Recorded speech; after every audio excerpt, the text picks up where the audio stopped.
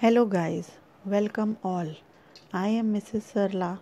I am teaching you your third paper of B.Ed first year Psychological Perspective of Education, in which I am taking Unit 4th Intelligence, in which yesterday I taught you the emotional intelligence. Emotional intelligence का concept psychologist Mayar and सलोवे and Daniel Goleman ने दिया था. I have already discussed and completed the emotional intelligence and branches of emotional intelligence according to the psychologist Meyer and Salovey. Now we see the concept of emotional intelligence of Daniel Goleman. Daniel Goleman की book emotional intelligence ने इस word को पूरे विश्व में whole world में famous कर दिया. इससे पहले आईक्यू या बुद्धि लब्धि को ही सब कुछ माना जाता था, परंतु अब यह माना जाने लगा है कि एक अच्छी बुद्धि लब्धि वाला व्यक्ति, एक गुड आईक्यू वाला पर्सन अच्छी सफलता पा सकता है, पर सबसे ऊपर पहुंचने के लिए भावनात्मक समझ या इमोशनल इंटेलिजेंस, इमोशनल अंडरस्टैंडिंग का होना भी ज़रूरी है. क्योंकि अच्छी इमोशनल अंडरस्टैंडिंग रखने वाला व्यक्ति कभी भी क्रोध या खुशी की जैसे कोई कभी अधिकता हो जाती है या बहुत ज़्यादा एंगर और हैप्पीनेस की जब फीलिंग आती है तो उसमें अगर आ भी जाता है, बट उसको अंडरस्टैंडिंग की समझ है कि हमें कैसे उसको मैनेज करना है, तो वह कभी भी अनुचित कदम नहीं उठाता है, गलत स्टेप उसके लिए नहीं उठाता है. ही सेड डैट हमारे स्वयं की भावनाओं या संवेगों को समझना और उन्हें नियंत्रित करने की योग्यता महत्वपूर्ण तो है ही, बट दूसरों की भावनाओं संवेगों को समझना और उन्हें सम्मान देना भी उतना ही अधिक महत्वपूर्ण है. एक ऐसे वर्ल्ड की अगर कल्पना करें हम, जिसमें इमोशंस, फीलिंग्स का कोई रोल नहीं है, कोई उसकी जगह नहीं है, कोई स्थान नहीं है, कोई ज्ञान नहीं होता, हमें कुछ पता ही नहीं चलेगा कि अब कैसा महसूस होता है. जब एक मित्र दुखी महसूस कर रहा है तो क्या हमारे अंदर वो फीलिंग आएगी? जब इमोशंस का जब प्लेस ही नहीं है तो हम ये समझ ही नहीं पाएंगे कि वह दुखी महसूस कर रहा है या कभी वो बहुत गुस्से में है, तो हम इन भावनाओं को कभी पहचान ही नहीं पाएंगे. तो मनोवैज्ञानिक उसी योग्यता को सद्बुद्धि कहते हैं जिसमें भावनाओं को पहचाना जाता है. कुछ तो मनोवैज्ञानिक इसे बुद्धि लब्धि से भी महत्वपूर्ण मानते हैं, मीन्स ये आईक्यू से भी ज़्यादा इम्पॉर्टेंट है. Now see the definition of Daniel Goleman. He said emotional intelligence is managing feelings so that they are expressed appropriately. यानी कि ये ऐसी योग्यता है जिसमें फीलिंग्स को मैनेज किया जाता है जिससे वे अच्छी तरह से या उपयुक्त तरीके से एक्सप्रेस की जा सके, एंड इफेक्टिवली भी, प्रभावत्मक रूप से भी, and enabling people to work together smoothly towards their common goals. अपने सामान्य लक्ष्यों के प्रति उसकी ओर किस तरह से हमें एक साथ स्मूथली होकर काम करना है, इमोशनल इंटेलिजेंस की यह योग्यता है. वो इस तरह से बताता है कि किस तरह से हमें अपनी फीलिंग्स को मैनेज करके एप्रोप्रिएट तरीके से, इफ़ेक्टिव तरीके से, टुगेदर स्मूथली हमें मिलकर अपनी फीलिंग्स को एक्सप्रेस करना है और अपने कॉमन लक्ष्यों को प्राप्त करना है. जिस तरह से मायर एंड सलोवे ने 4 ब्रांचेस दी इमोशनल इंटेलिजेंस की, then according to Goleman there are 5 domains of emotional intelligence and they are categorized under 2 broader heading. मतलब उन्होंने 5 दी हैं, लेकिन वो 2 के अंदर अगर आती हैं तो वो अगर हम देखते हैं ठीक से तो वो 4 ही ब्रांचेस हैं जिनको इन्होंने 5 डोमेन्स में कैटेगराइज किया है. जिसमें इन्होंने फर्स्ट लिया है personal competence. Personal competence means केवल जो अपने बारे में, हम सेल्फ के बारे में करते हैं, इसके अंतर्गत उन्होंने 3 तरह से इसको कैटेगराइज किया है. एज नोइंग वंस इमोशन, जिसे इन्होंने सेल्फ अवेयरनेस कहा.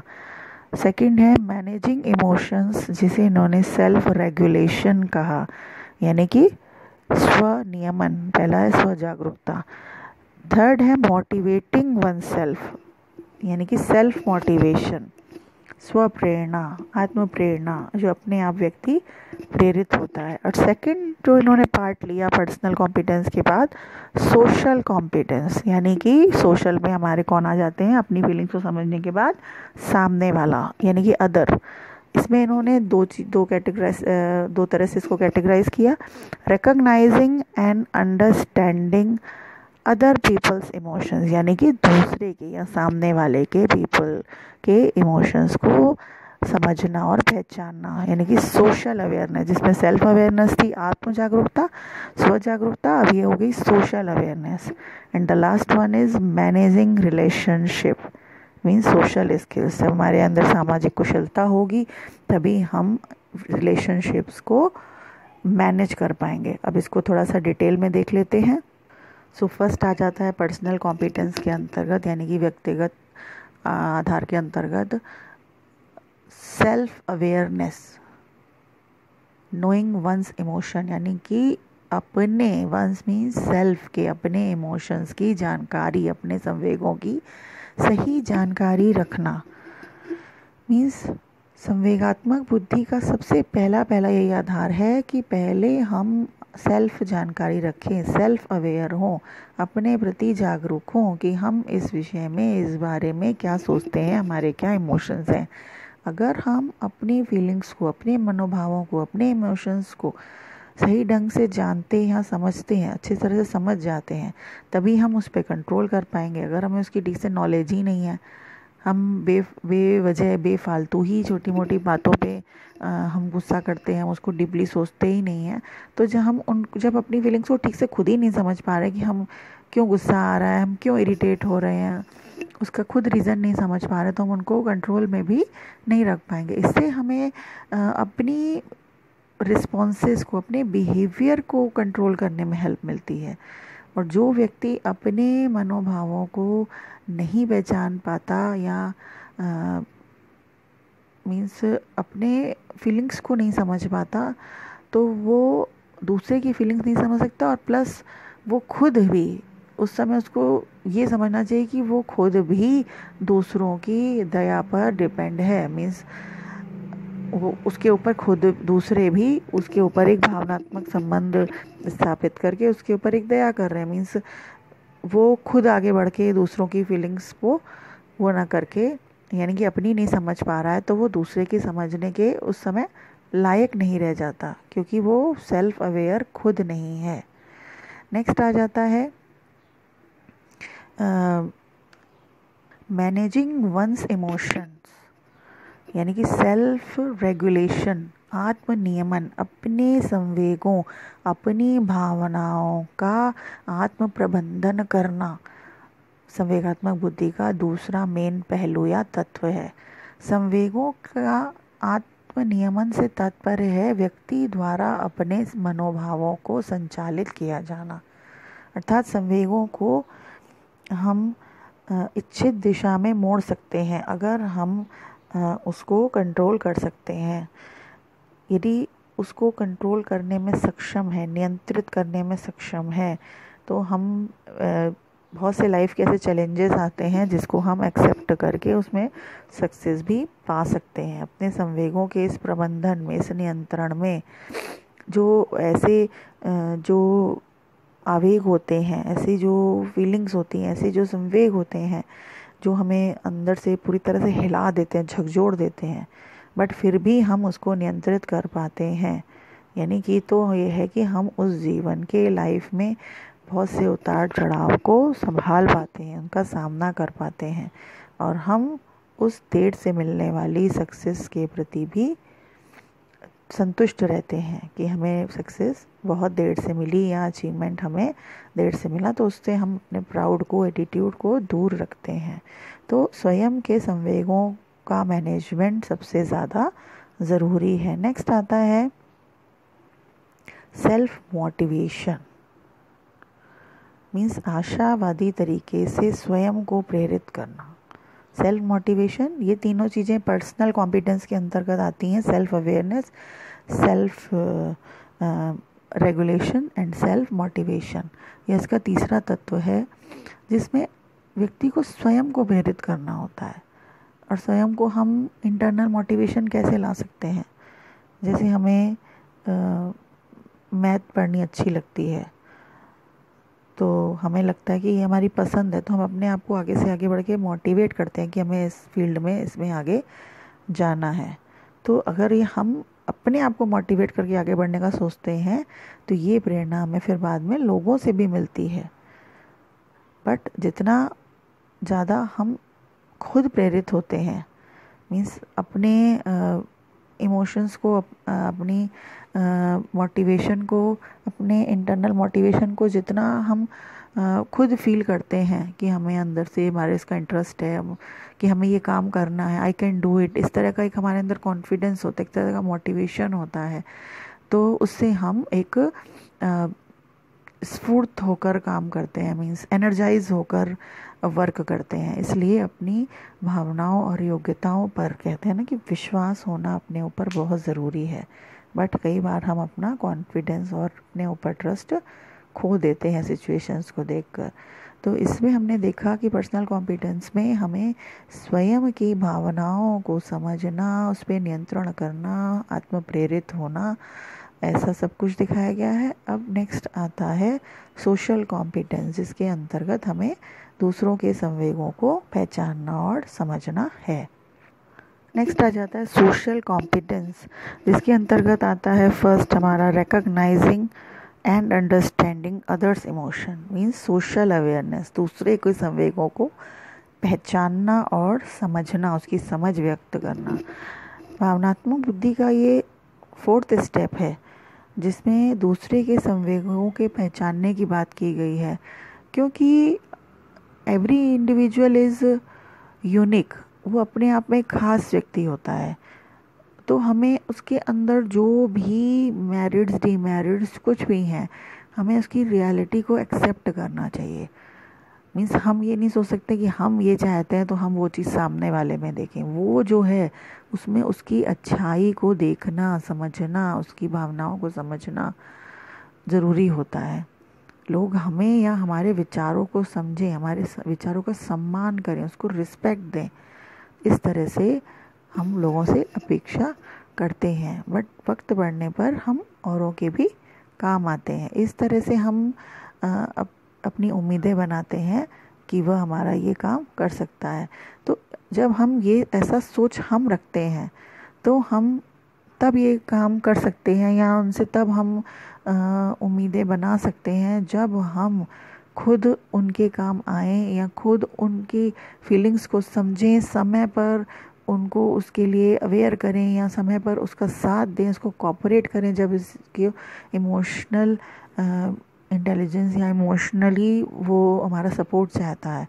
तो इस प्रकार के तत्व की मेन बात यह है कि लोग दूसरों के संवेगों को सामाजिक संकेतों के रूप में पढ़ सकते हैं और उसी अकॉर्डिंग उसे सिंपैथेटिकली अपनी रिस्पॉन्स दे सकते हैं कि मतलब उसको इस चीज़ की ज़रूरत है, या मतलब सोसाइटी में रहकर सामने वाले को सोशल अवेयर हो के समझना है हमें कि मतलब हाँ हम सोशली अवेयर हैं, तो उसकी इस तरह से हम मदद कर सकते हैं।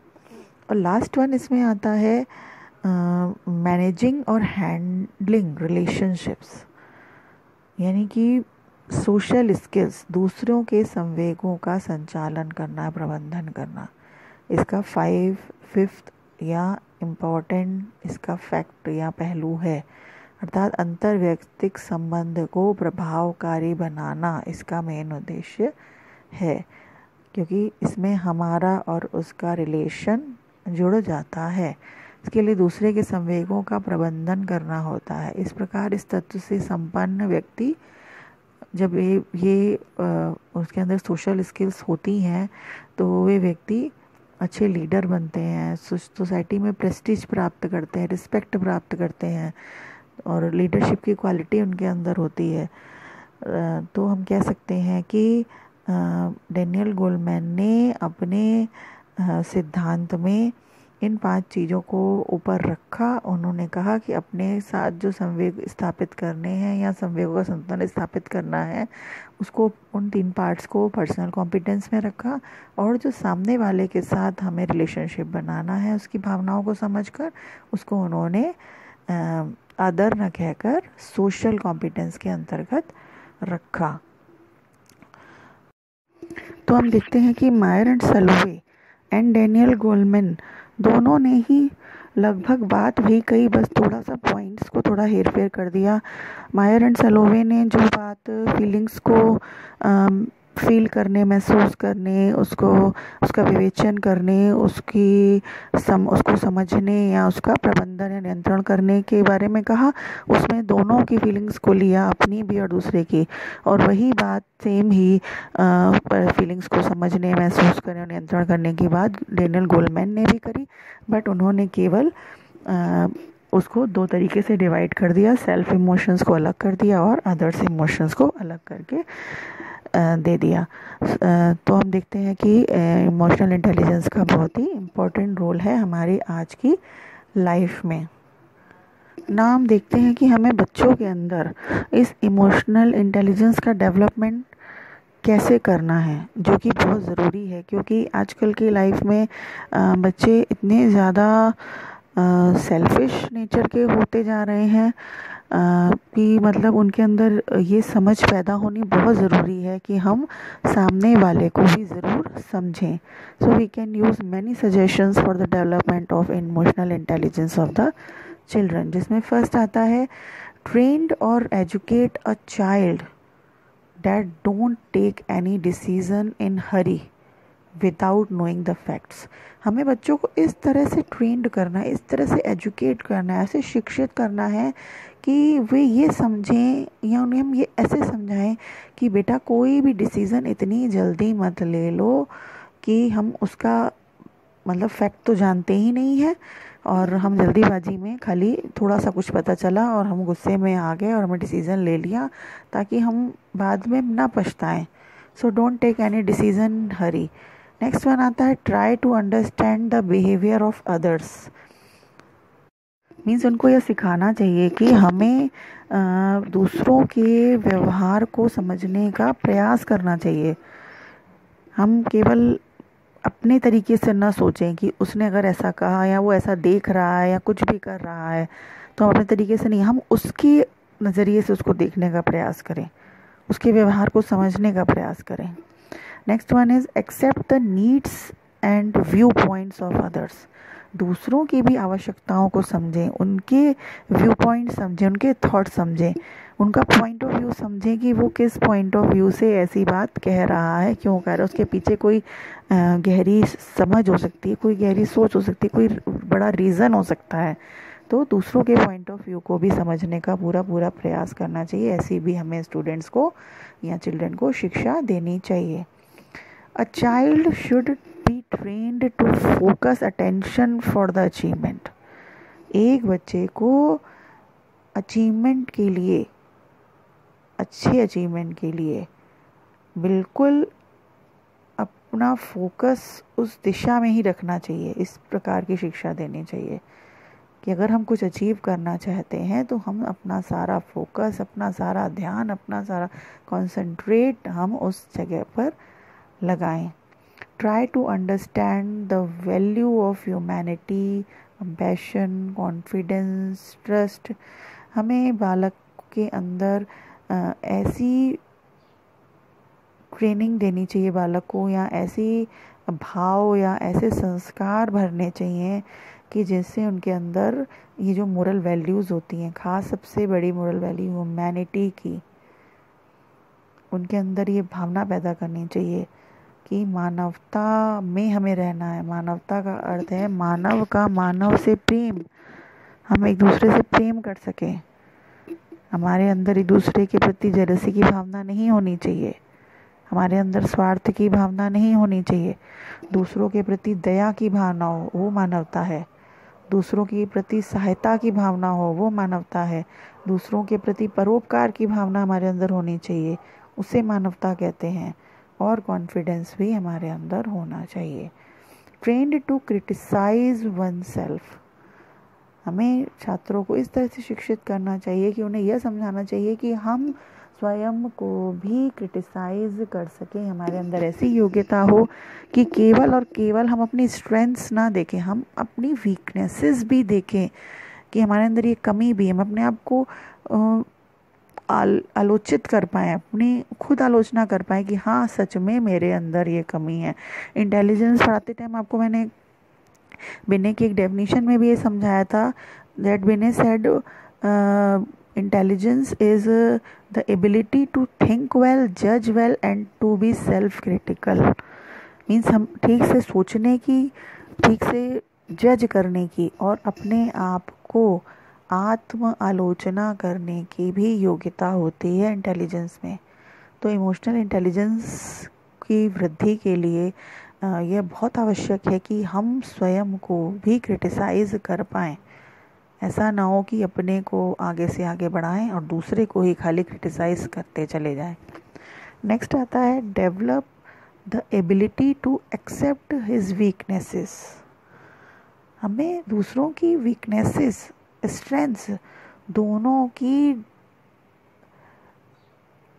मतलब एक्सेप्ट करने की, दोनों को, चाहे स्ट्रेंथ्स हो चाहे वीकनेसेस हो, अपनी हो या सामने वाले की हो, दोनों को एक्सेप्ट करने की क्षमता अंदर होनी चाहिए। Teach to analyze of his behaviour in critical situations. उन्हें इस तरह से हमें पढ़ाना चाहिए, इस तरह से शिक्षित करना चाहिए, इस तरह से उन्हें ट्रेनिंग देनी चाहिए कि वे अपने बिहेवियर को एनालाइज कर पाएँ। कब? जब उनके लिए सिचुएशन क्रिटिकल हो, स्ट्रेसफुल हो, तब वे अपने व्यवहार को, कि वो स्ट्रेस में हैं, कंडीशन या सिचुएशन इतनी बुरी है, तो वे अपने व्यवहार को भी एनालाइज करें। क्या कहीं इस सिचुएशन के लिए वे खुद भी तो जिम्मेदार नहीं हैं? Try to understand them that this is not right to tell anyone wrong for his unsuccess और फेलियर। कई बार क्या होता है कि जब हम फेल हो जाते हैं या हमारे परिणाम अच्छे नहीं आते हैं या हम असफल हो जाते हैं जीवन में या किसी एग्ज़ाम में, तो हम सामने वाले में कमी ढूंढने लगते हैं और अपने आप को सेल्फ डिफेंस अपना करते रहते हैं, अपने आप को प्रोटेक्ट करते रहते हैं कि नहीं उसके कारण ऐसा हुआ, या तो क्वेश्चन पेपर टफ आया था, उसने ठीक से पढ़ाया नहीं था, ये पॉइंट तो आता ही नहीं है मेरे को, ये तो आउट ऑफ सिलेबस है। मीन्स अपने आप को प्रोटेक्ट करते रहते हैं और दूसरे को इस बात के प्रति जिम्मेदार ठहराते हैं। So this is not right to criticize या गलत बात थोपना दूसरों के ऊपर, ये सही नहीं है। Motivate them that they take the responsibility of his task. उन्हें इस तरह से मोटिवेट करें, उनके अंदर इस तरह से प्रेरणा भरें, उन्हें इस तरह से उसकी व्यवहार को परिवर्तित करने का प्रयास करें कि उन्होंने जो रिस्पॉन्सिबिलिटी ली है तो वो अपने टास्क को जिम्मेदारी से निभाए। यानी कि अगर उसने कोई चैलेंज लिया है जीवन में तो उस जिम्मेदारी से उसको निभाए और उसमें सक्सेस प्राप्त करे। They should be feel sorry if they hurt anyone from their behaviour. अगर वे अपने बिहेवियर से किसी को हर्ट करते हैं किसी वजह से, कभी जाने में भी हो जाता है कभी अनजाने में भी, बट हम अगर जानते हैं कि हाँ मैंने ऐसा कहा तो उसे ऐसा हर्ट हो गया, तो उसे सॉरी फील करने में बिल्कुल भी अशेम्ड नहीं होना चाहिए और उसे सॉरी कहने में, फील करने में भी और कहने में भी, मीन्स झुकने में हमें कभी भी अशेम्ड फील नहीं करना चाहिए। Teach the art of keeping sweet relationship to others. हम उनको यह आर्ट सिखानी चाहिए, लिविंग, आर्ट ऑफ लिविंग, जीने का तरीका, जीने की कला यह सिखानी चाहिए कि हमारे जो रिलेशंस हैं वो दूसरों के साथ हमेशा मधुर बने रहें, हमेशा स्वीट रिलेशंस रहें, कभी भी हमारे आपसी व्यवहार में कड़वाहट ना आए। Don't tense only to gain own success, wish others to on their success. केवल और केवल अपने बारे में ही टेंस्ड ना रहें कि हमें सक्सेस होना है, हमें पास होना है, दूसरों को भी विश करें। इवन गॉड से भी अगर प्रे करें तो दूसरों के लिए भी करें कि वह भी पास हो जाए या वह भी अपने परिणामों में अपने एग्ज़ाम्स में सफल आ जाए। तो इस तरह से अगर हम बच्चों को ट्रेंड करते हैं, चाहे वो फैमिली में हो चाहे स्कूल में हो, देन हम उनको अच्छी तरह से ट्रेंड और एजुकेट करके, टीच करके उनके व्यवहार में बहुत तरह से सुधार ला सकते हैं और इमोशनल इंटेलिजेंस को डेवलप कर सकते हैं। So students, I taught you today emotional intelligence. This is an important type of intelligence. ये थॉर्नडाइक का जो एक बुद्धि का प्रकार है सामाजिक बुद्धि, और कई और लोगों ने भी इसे सामाजिक बुद्धि कहा। उसी बुद्धि का प्रकार कुछ मनोवैज्ञानिकों ने इसे अलग अलग तरीके से डिफाइन किया और एक नया नाम संवेगात्मक बुद्धि देकर इस पे डीप स्टडी की। I hope this lecture is beneficial for you. If you have any query or doubts, then ask me personally. Thank you. Goodbye. Have a good